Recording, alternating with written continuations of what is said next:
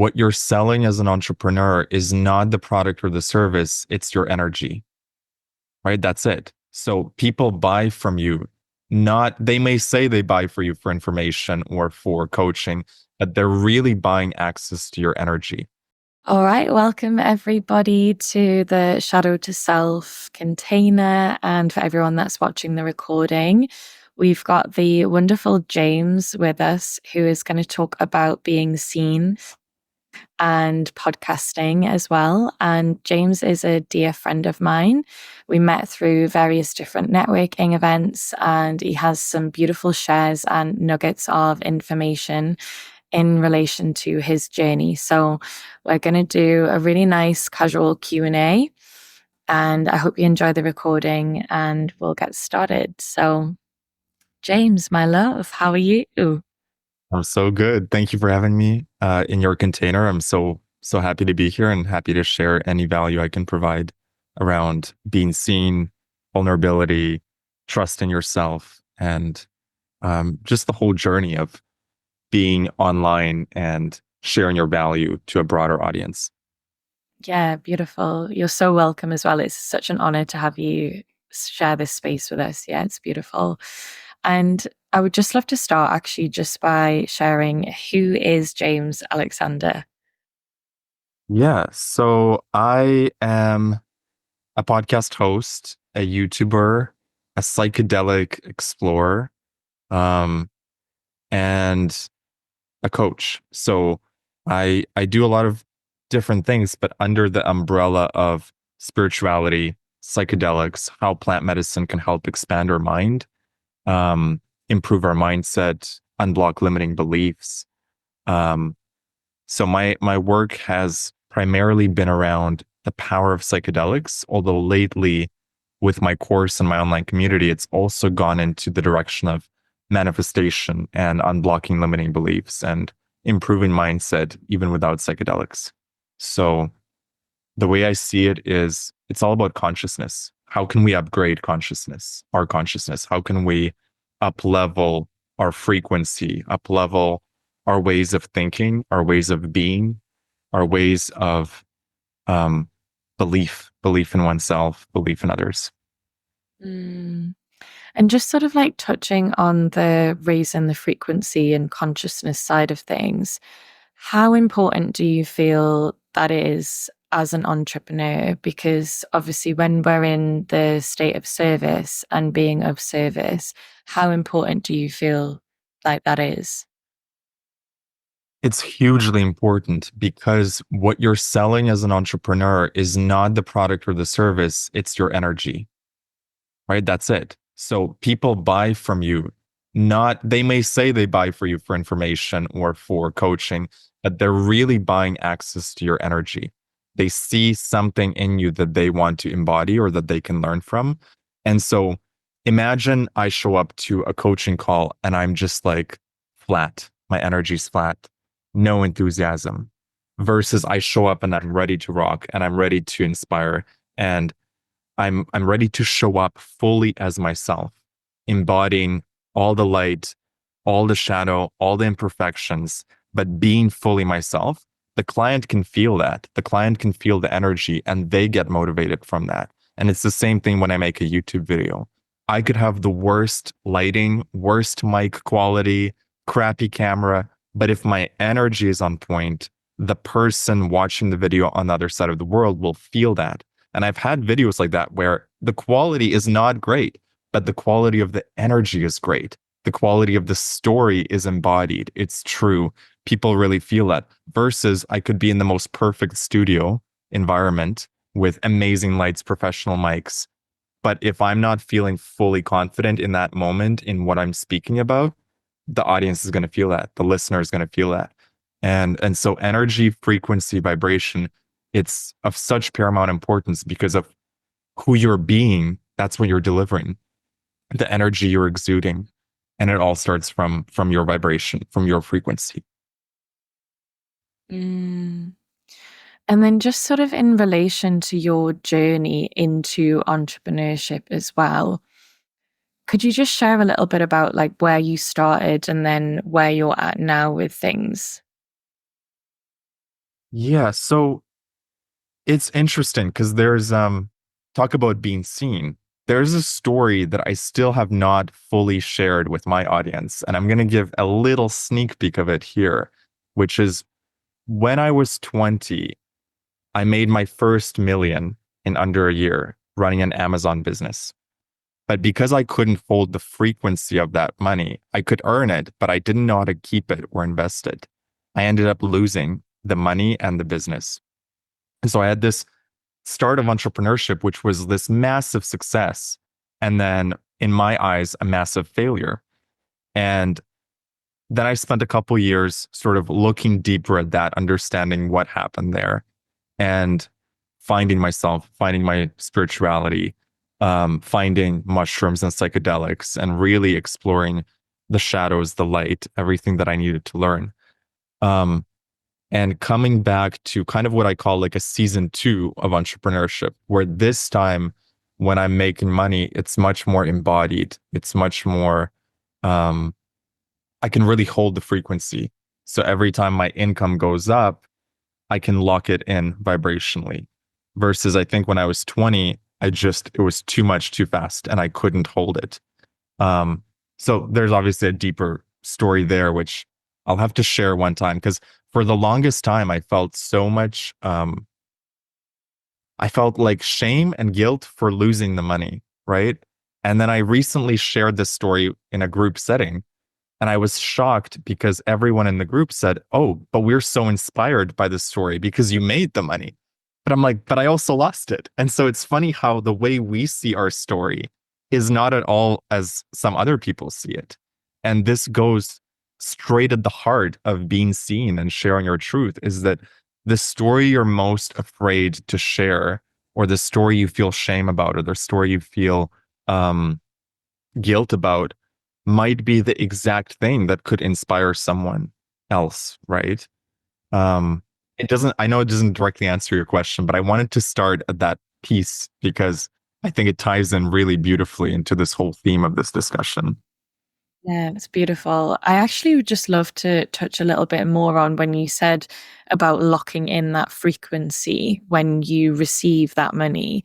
Are there any like practices or things that you do that essentially help with that? Yes, there's a practice I learned from my friend Jacob, and he said, imagine there's a dial, and it's almost like a thermometer of some sort or a volume dial. And I'm actually going to do this right now. So for anyone listening, this is a great opportunity for you to see where your dial is at. Okay, so the dial is set at $500 a month. That's your monthly income. Tune into your nervous system. How does that feel? Does it feel like, oh, too little scarcity? Does it feel comfortable? Does it feel scary? It's just $500 a month. Okay, I'm gonna turn it up $1,000 a month. How does that feel? $2,000 a month. 3,000. Are you feeling comfortable? Are you feeling still not enough? Too much? $5,000. $10,000. $25,000 every month. $50,000. $100,000 per month. $250,000 per month. And feel the dial, feel yourself actually turning up the frequency and allowing yourself to receive that much a month. 500,000 a month. 1 million a month. So if you really feel into this, and if you do it slowly and you keep turning up the dial, you're going to notice some interesting things. And I'm curious to ask you what you noticed, but you'll notice at some point that your anxiety goes up, or there's a certain point where it feels not enough. Then it feels really comfortable, which is probably where you're at right now. And then it starts feeling not comfortable again. It's like, just as an example, like $500,000 a month. I don't know what that feels like. Hopefully one day I'll find out, but I don't know what that feels like yet. And that it's like, okay, how would I invest that? What would I, am I I'm receiving 500K every month. There's a certain, like, you'll feel yourself glitching out at a certain point when the amount gets too high. I'm curious if that, like, what came up for you as I did that exercise. Yeah, it was really comfortable, and then there was a trigger point at a certain Hmm. amount, and it was Hmm. almost like I was like, "Oh, I think I need to just like lean into this more and adjust to it." But it's interesting because I never would have thought that that number was the trigger point. It's so interesting, right? So this is what you can do, and this is what everyone listening to this can do is wherever your trigger point is, practice every day. So go back to the comfortable point and then churn it up a little more and start getting comfortable with that next level. And I started doing this mentally, visualizing it, feeling it. That's the most important. Really feeling like, okay, what would it feel like to earn past this trigger point? And my income started going up. As soon as my nervous system could feel safe receiving that amount of money every month, it started coming in. Um, it's a safety thing. We actually don't, for many people who didn't grow up around money, we don't feel safe holding on to 500K a month. Like we just our body freaks out. And so and for some people it's 5K, like they can't hold to 5K. For some people it's 1K. If they've lived on the poverty line their whole life or they are just in a very scarcity situation, it's been continuing for months, for them to see 1K in their bank account and not feel like, oh, it'll be gone tomorrow. Like some expense will come in, the bills will take it, the credit card bill, whatever. You got to get comfortable with seeing that amount of money just sitting there, and knowing that it's going to be okay. It's staying there. It's not going to disappear. Nothing bad is going to happen. Um, so that the one thing you can do is the dial exercise, but also just visualizing a number in your debit account and just imagine it's a permanent standard. We all have that standard now where if your amount drops below a certain amount, you start feeling it. You're like, oh, I got to make some calls. I got to do some things. This is not good. But but that level could be increased. So let's say for someone listening to this, it's 5K. And if it drops below 5K, they're like, shit, I got to get something going. Well, you can start increasing that to 10K so that 5K starts to feel like, oh, this is not good. And Yeah. 10K feels like this is comfortable. As soon as you have a feeling of naturalness, comfort, that's where whatever you feel natural about is the easiest thing to manifest for you. So the Mm. trick with manifestation is how can I get natural about it? How can I feel like it's in my nature to earn this much, to be this way, to attract these people, to attract these opportunities? Yes. And also, as well, just going back to the scarcity and talking about the scarcity side of things as well, because obviously, a lot of entrepreneurs, especially when we first go into this journey, we face these limiting beliefs that come up. And I'm just interested to know what you feel has been the most challenging part of your journey for you as an entrepreneur. The first one that comes to mind is just receiving. Like this year especially, I started getting requests for coaching. And I've done coaching before, but more on a free basis, never really. And now there was people coming in and they were like, how much do you charge? And I started glitching out because I was like, oh my God, what am I supposed to tell them? And it was a process to work through that and understand that, um, like putting a value on your worth, because also it brings up fear of rejection. If I name this number for this container for this many calls a month and they say no, what does that say about me? Now, the truth is, it doesn't say anything about you at all. But in the beginning stages of going from not a coach to doing coaching, paid coaching, there is there's a lot of shadows that need to be worked through. And I see this a lot with beginner entrepreneurs, the fear of charging for your services. It's a major, major block. And I think the work doesn't even stop there. Like I've gone through that point, but now it's like, okay, now I want to raise my prices. Do I feel good with that? What does that say about my worth? What does it say if someone rejects a higher price? Should I have kept it at the lower price? And it's all these dialogues that you have to go through with yourself to understand that it's okay to raise prices. Your time is valuable. Your energy is valuable. Your service is valuable.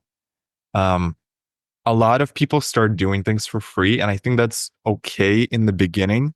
But if you want to turbocharge your growth, start charging. It can be $10, but you got to start charging something because that's where the fears are, right? Free is easy. Free means, oh, if they reject me, it's okay because they didn't pay anything, so I don't owe them anything. Yeah. Someone pays you something, there's a commitment there from them, but also for you to show up, to deliver the results. So I really highly recommend anyone who's in a process of either wanting to raise their prices or charge for something that they've been previously doing for free. That's the leap to take. And so that's been the challenge uh, this year that I have successfully moved through is just charging more for things, charging for my time, being okay. And my friend had a great piece of advice on this. He said, just every time, just raise your price a little bit. So you don't have to make this huge jump every time, but with every new coaching client, just raise it $500. Like Yeah. if it's a 3 month container or something. Or if it's an hourly call, raise it by a couple, I don't know, $50 and just see how you're feeling and allow your nervous system to tune in slowly. Some people can go really fast. If they have no blocks with money, then they don't really need this type of advice. They can just, and I think at 20 years old, this was the interesting thing. I had less limiting beliefs around money at 20, which is, I think, why I was able to earn 1 million in under 12 months with no problem. The problem is I didn't have the wisdom or the experience or the investment knowledge to keep it. And so, as much as good as I was at making it, I had other things I needed to learn.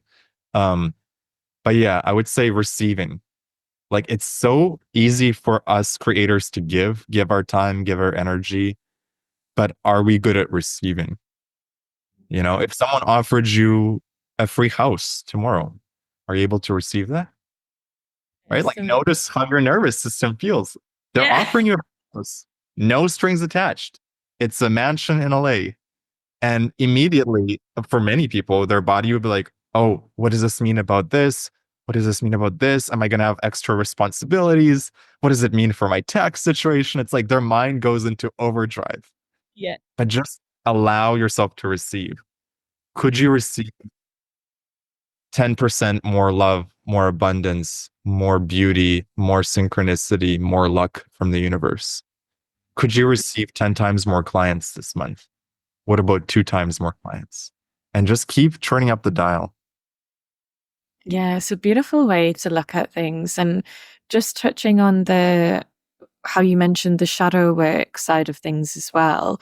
I would just love to know from you how important you feel it is, especially on this journey when it comes to like raising your vibration and your frequency and entrepreneurship, how important you feel it is to be acknowledging the light and the dark. Yeah, this is something I actually want to get deeper into. Could you, from your perspective, I'd love to hear what does shadow work mean to you? Because this will allow me to dive deeper into it in the right context.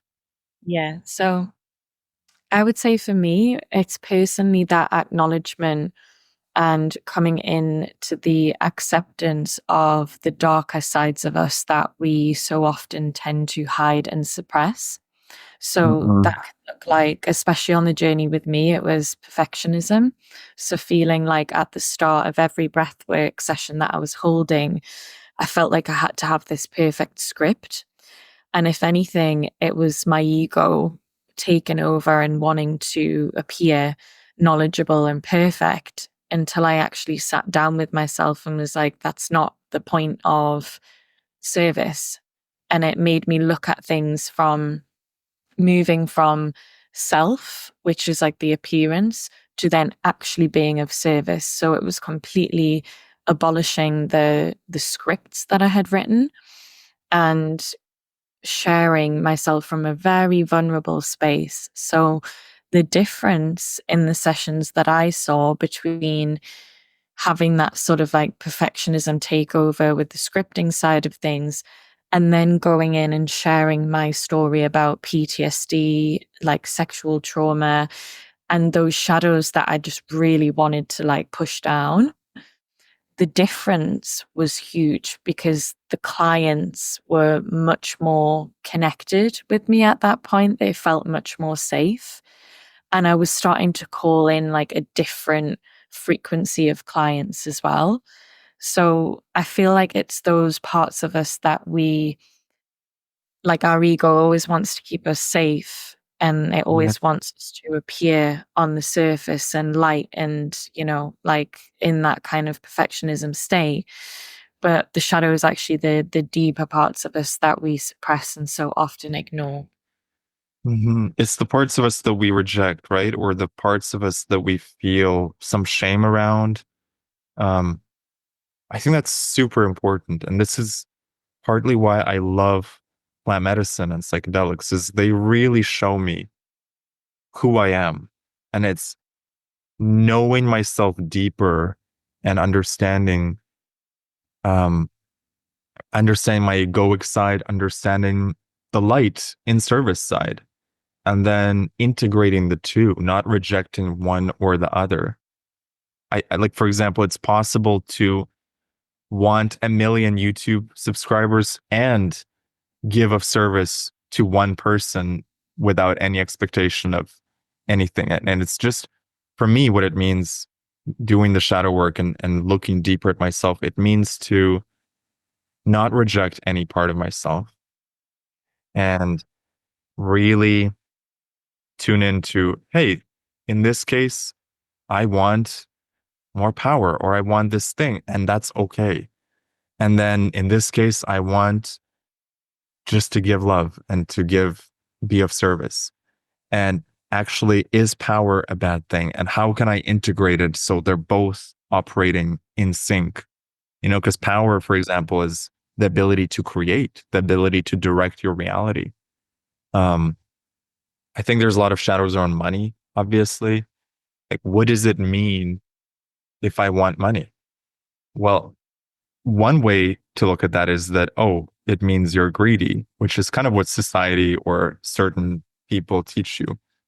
Another way to look at it is you want to make the most of your life and you want to make the most of God's gifts for you.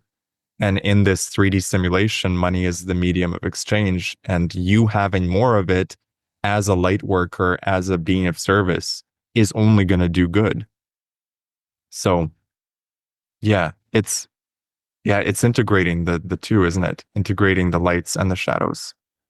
Yeah, hugely.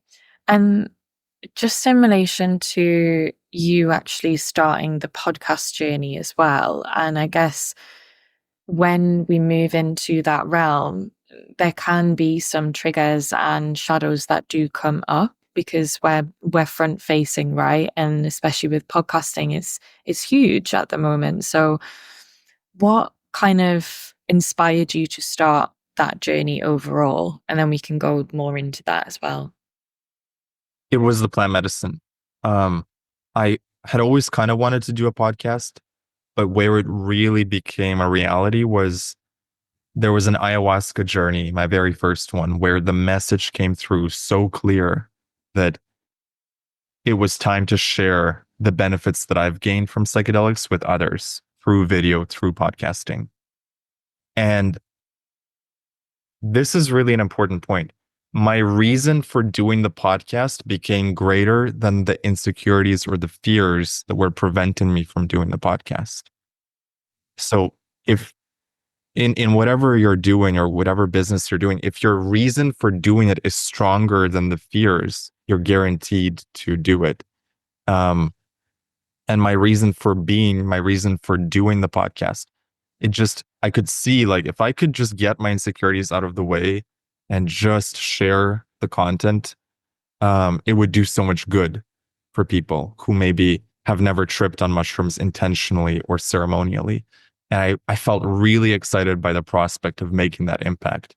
So I remember there's a lot of shadows that came up with the podcast. Perfectionism, you mentioned, that was definitely one of them, 100%. It's really interesting because I can tell in the beginning, I would edit a lot. Like I would edit the ums and the ahs and like everything I thought was not perfect. Now, when I edit a podcast, I'm doing far, far less edits. And like I just leave things in. The reason being is that now I can see the perfection of the ums and the uhs. I'm like, yeah, it's a natural conversation. Who am I trying to impress?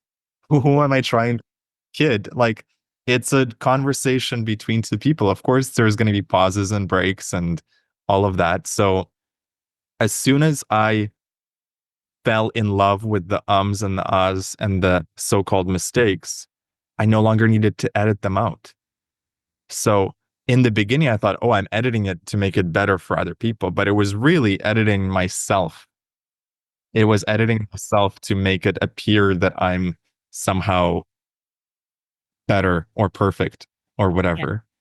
Um, so podcasting and a YouTube as well, it's been such an amazing journey for me to let go of needing to be anything and just be, just fully show up. Mm. And I think as well, quite a big one that we see is, especially when podcasting is so front facing, is the fear of being seen. And I remember we had that conversation, which actually inspired this workshop. And you shared with me that whenever it comes to being seen, try and think about how you're being of service to others and you're not being of service to self. So it's not about how you look, it's essentially how you present that information for the benefit of other people. And I absolutely loved, like, that sticks in my mind so much, and I feel like it's so valuable for people that are starting out in their like facilitation journey, even a journey of deeper purpose and exploration, because we can get so caught up in that, how do we appear and how do we look? So I would love for you to just expand on that a little bit more, just in relation to like how that came about for you, and like Yeah. just share that from, yeah, that space of openness. The truth of the matter is it's not about you, right? It's not about us. When we're sharing something, when we make a piece of content and we're putting it out there, we got to think about the listener, the audience member, the viewer. It's about them. It's about you're impacting them with your energy, your words, your content, your stories. So the more you can get yourself out of the way and remind yourself, it's not about how my hair looks today. It's not a, the only thing that I would say you want to make sure you have in yourself is the energy piece, that you're speaking from the heart, that your energy is in alignment. That part, yes, focus on that. But everything external, like the appearance, um, the way your voice sounds, the way the mistakes you make while you're speaking, and just focus on the service, the value. And I think I may have told this to you in our previous conversation is by not sharing what you know, you're potentially depriving thousands or millions of people from hearing something that they need to know. So like me not sharing the story of how I made $1 million and lost $1 million is depriving someone out there who might be going through the exact same thing. They just made the money and they're about to lose it. And if they don't hear my story and what I did wrong and what I learned from that experience, they're gonna lose it. So me sharing could help someone save $1 million. Think about Uh, that. I'm here, I'm like, oh, but I'm insecure about sharing this story. And it's like, it's not about me. It's about if you really want to be of service, it's not about us. It's about how can we share the truest, most resonant, most authentic story from our lives that can touch someone else. I had a mushroom trip recently and I had a realization of my mission is how many lives can I touch? How wow. many lives can I touch? And everyone I touch, I wanted to be a positive impact. I want to leave everyone better than I found them in the smallest way or the biggest way. That's not up to me, but I can do my best, you know? So it's everything you said about service in the beginning of this call. It's being of service, constantly refocusing attention on how can I provide value to others? And then the insecurities fade away. Um, yeah, I hope that's helpful. Yeah, extremely, extremely. And I was feeling really cold actually when you were sharing that, because I know that at the moment we are moving into a time of deeper truth. Mhm. And there's a few different things coming through from, especially in the lightworker community, in relation to the blue beings. A lot of people are experiencing different transmissions from the Lemurian times, the blue beings. Is there anyone or any deities or higher realms that you connect to in particular? And obviously included like psychedelics is the main one for you. But is there anyone or anything that you connect with that really helps with raising consciousness and frequency? And how do you connect to those realms? I would say I connect with God, so that's just the most direct way for me. And a very simple thing that I do, which I recommend everyone does, is every day light a candle and sit with it and intend for something. Intend to nurture your relationship with the divine. Intend for more money to come in if that's what you need. Intend for more opportunities, more clients. Intend for more authenticity to come through to you. It's just taking the time to nurture the relationship with the divine. And one candle, 10 to 15 minutes, it's like a meditation of sorts. Um, that's been really powerful. If you can do that daily, I think that really compounds showing up for the relationship with God every day.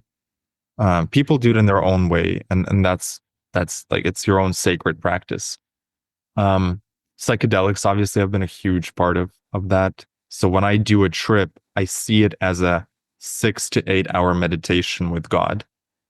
Right? It's like, and with my higher self, and and it's like the mushrooms, my higher self, God is like overlooking the whole thing. And it's me learning. It's me sitting with myself, understanding where I'm feeling blocked and um, where I need to work on. And what does freedom mean to you as well? So just like aside from the kind of the whole entrepreneurship journey, like what does freedom mean to you on a soul level? That's a great question because that's freedom has been the biggest theme coming up in the last couple of months. I would say if you'd asked me that question like 2 years ago and I answered it, it would be more like entrepreneurial answer. Like freedom means the time and the money to do what you want. And that's Yeah. still true. But to me today, freedom means to be fully myself in every room that I walk into. Right. So if there's too many different versions of James walking around, that's not freedom. So it's freedom to be yourself in every moment, to be just as you are. Um, Freedom to, yeah, it's not hiding, which really ties into the being seen. Like there's stories we hide about ourselves. There's aspects we show to some people, but not to others. And the more you can consolidate all of that and just be one version with everyone, one true version, that to me is freedom because it means you're not living two lives. Um, that's that's been like a major journey for me. So, um, and then on top of that, freedom of location, freedom of money, freedom of time. I think that's also super, super important. But on a soul level, it's are you doing what you want to do in every moment? And are you being fully in alignment with yourself, with your integrity, with your heart? Or are you compromising yourself in some way? Mm.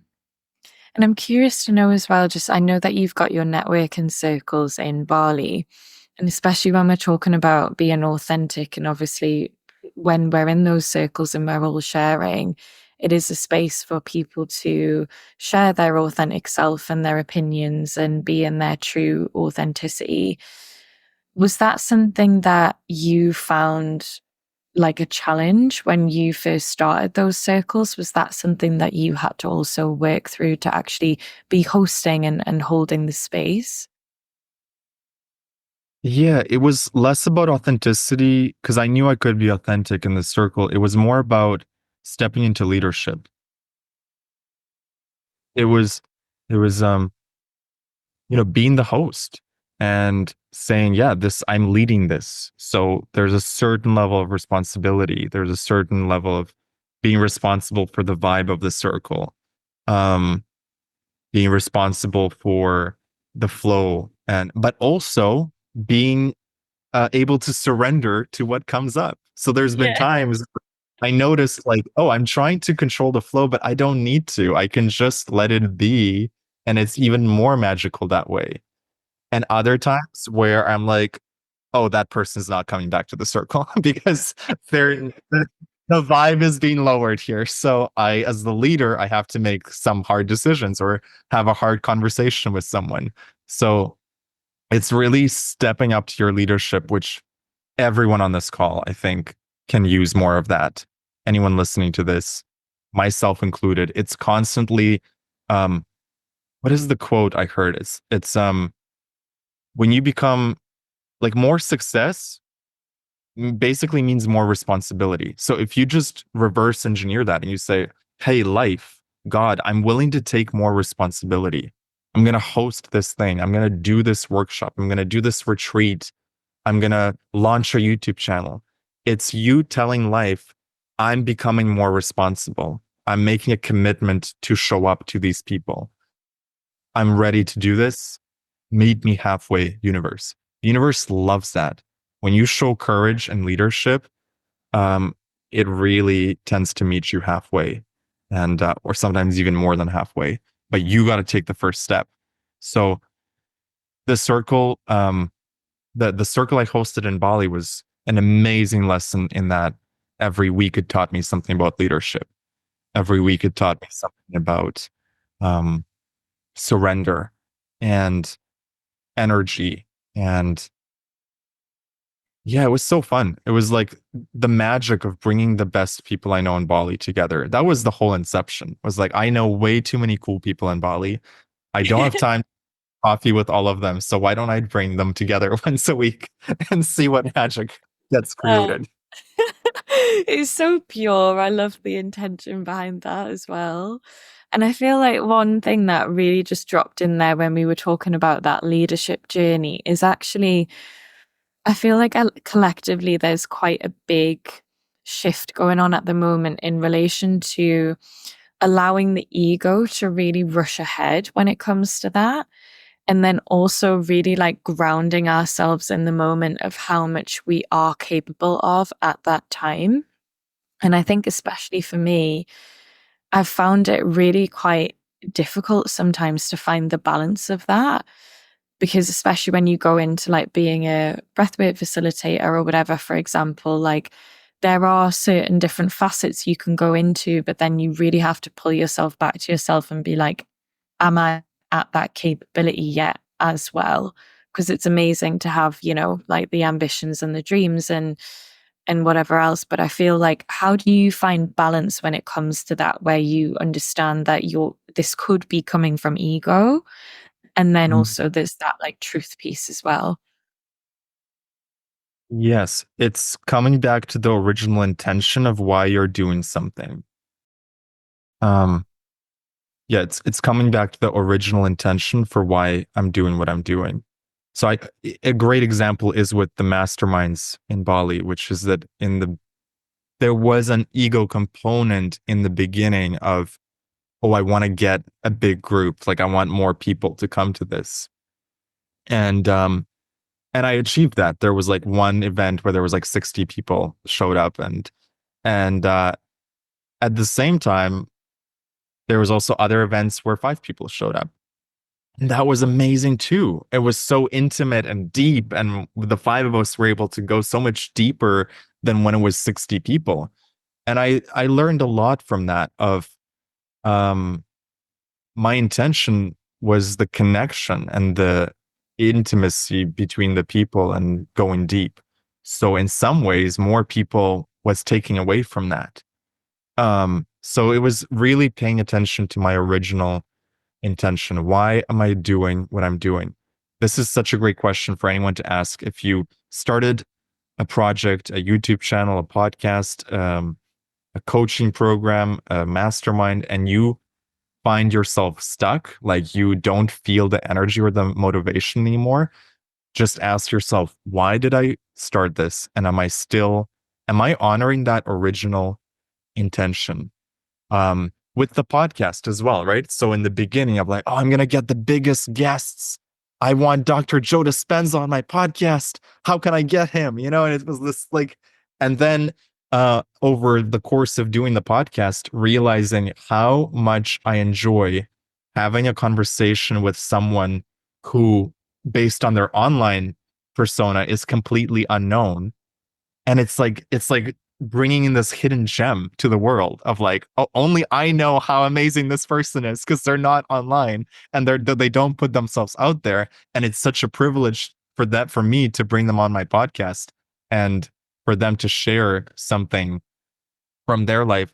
And so it was the complete opposite, from wishing for bigger guests to saying, oh, I have such amazing people in my life right now that I could interview that are not known by anyone. And what a privilege to be able to dive deep into their lives before they're known. Um, so the ego can be tricky, right? It wants validation, it wants status, it wants numbers. But what does the heart want? The heart wants connection, the heart wants truth, the heart wants intimacy and fulfillment. And that doesn't really come from the numbers.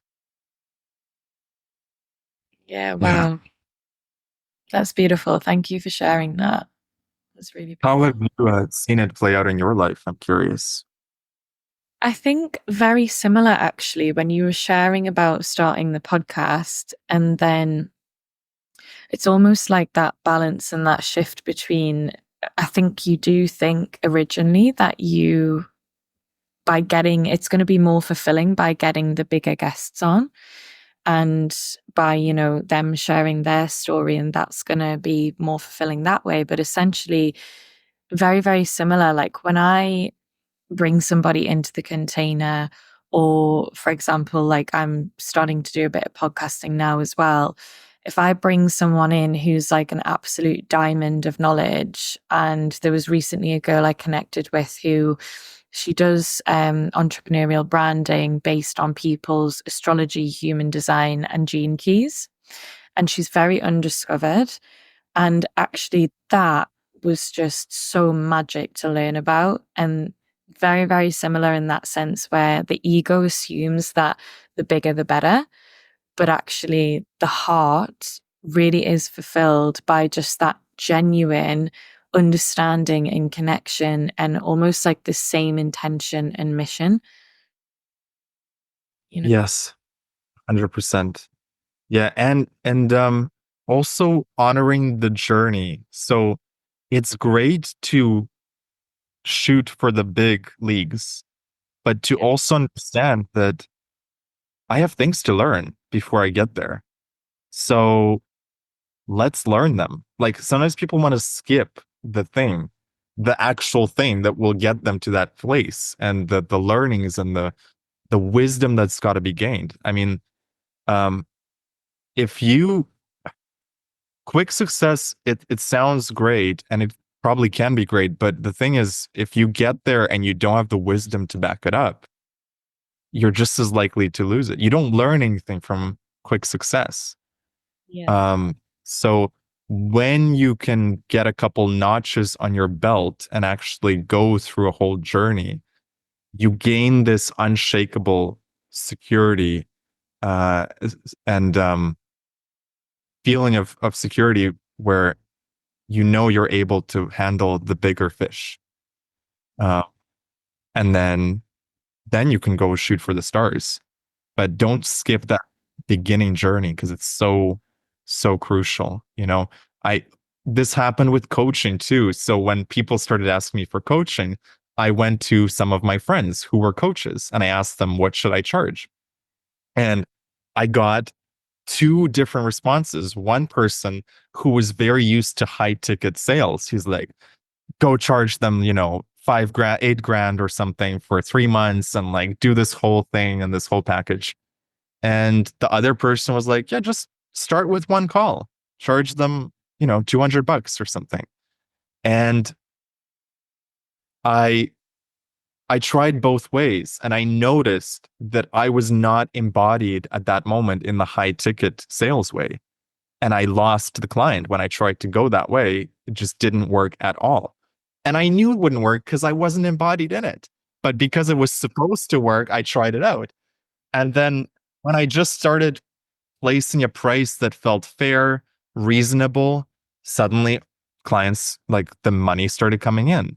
And then from that place, I was able to keep churning up the dial and stretching myself. And it was such an easy, natural process rather than jumping right away to this place where I just didn't feel any embodiment around it. And people can feel that. Like if you try to charge too high, and you're not embodied, they know it, they feel it. So um so I always say, charge, go to where you're comfortable and then stretch yourself a little bit. That's the sweet spot. Yeah. Like that's the sweet spot. People, yeah, the universe loves it when you stretch yourself. But don't stretch yourself so far where it's like it's not even part of your world. Like it's a different planet. Like you gotta get there first.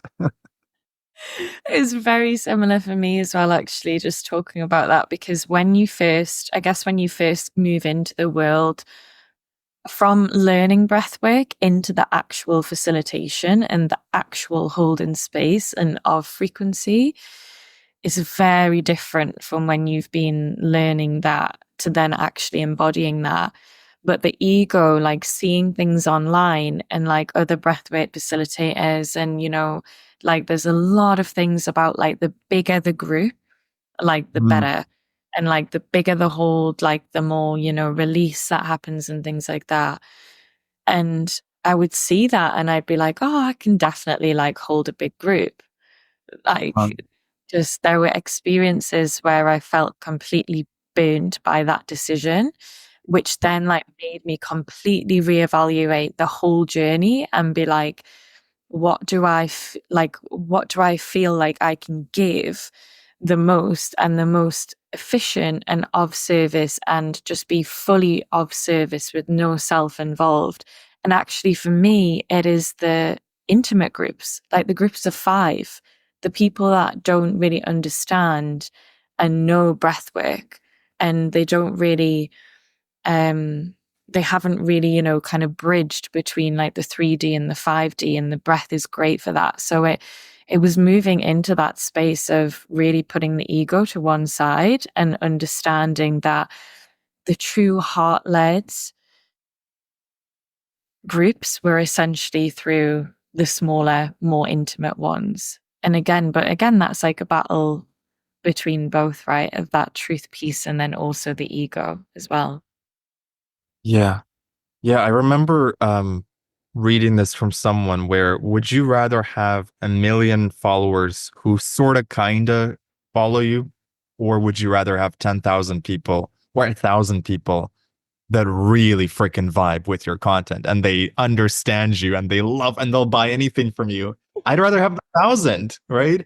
And I've heard stories of like people who you see them on Instagram with 225,000 followers and you see someone with 20,000 followers and the person with 20,000 followers is making more money than the one with 200K because the 20K are more engaged and they actually care about that person. They actually care about their content.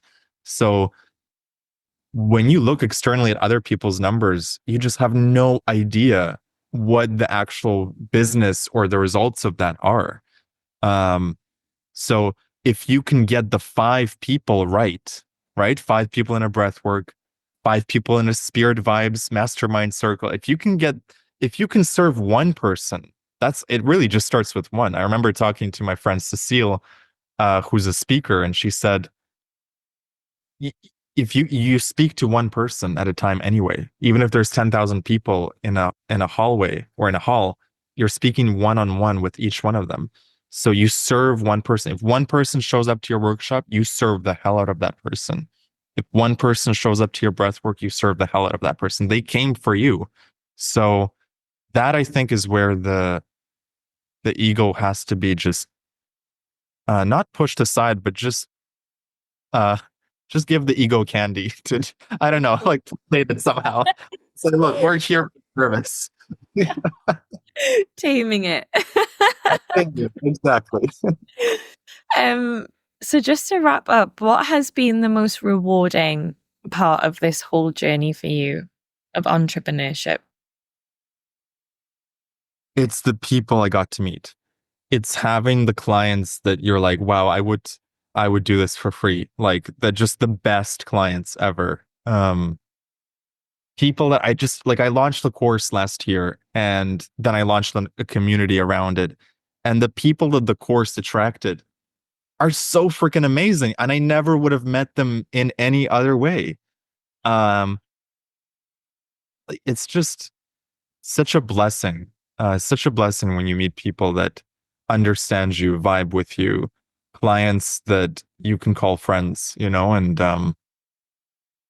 that's been the biggest blessing. Mm, that's beautiful. And how do people find you? So I'd love for you to share how people can connect with you, Instagram, WhatsApp, whatever works. Yeah, the best way is jamesxander.com. That has all my links to my YouTube, my podcast, my Instagram, or if they just search James Xander on YouTube or James Xander Trip for the podcast on Spotify. That's the best way to learn about me, to get to know me, and to vibe with me. I love vibing with people. I love getting to know people. So send me a DM if you enjoyed this, if you got anything out of it. And I just want to leave people with that thermostat exercise. Just keep turning up the dial, whether it's a dial of money or a dial of confidence, a dial of leadership. Keep stretching yourself. Don't stretch yourself so far that you burn yourself out. But bit by bit, you develop the muscles, the money muscles, the leadership muscles, the intuition muscles, the being true to yourself muscles. Yeah. Thank you so much, James. It has been just an absolute honor to share this space with you and just listen to your wisdom, just receive the frequency that you hold as well. And yeah, I hope that you can share it again with the community soon at some point. I'm sure everybody else has felt the same value as I have. So yeah, deeply appreciate you and your magic. Thank you so much. It's been such a pleasure. Loved your questions, love your presence, and your presence brings out my presence. So that's how it always works. And yeah, it's been a real pleasure. Thank you.